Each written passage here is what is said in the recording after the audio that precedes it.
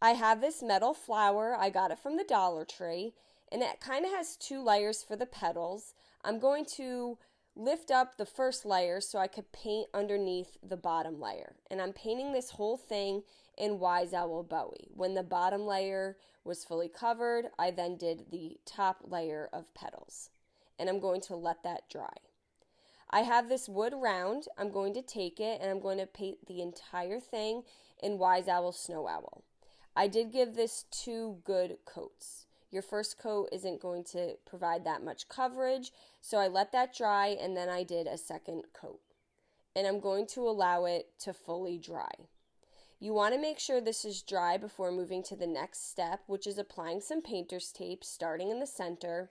And I'm going to create stripes by using a second piece of painter's tape as my spacer and then a long piece to go all the way from the left to the right side.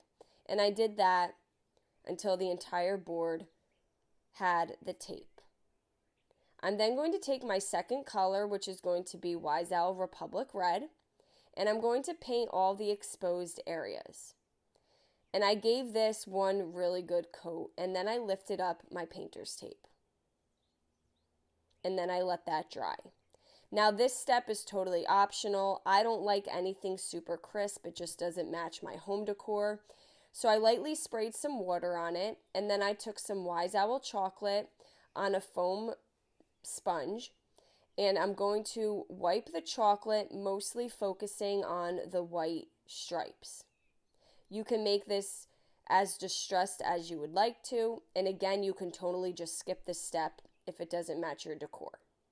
Once I was happy with that, I let that dry. Now I'm going to go back to the flower, and I'm going to add hot glue to the center. You can also add some E6000, and I'm going to place it in the center of the round. I then took some white on a paintbrush, and I'm very lightly going to brush around the top layer of the outside edges of the petal.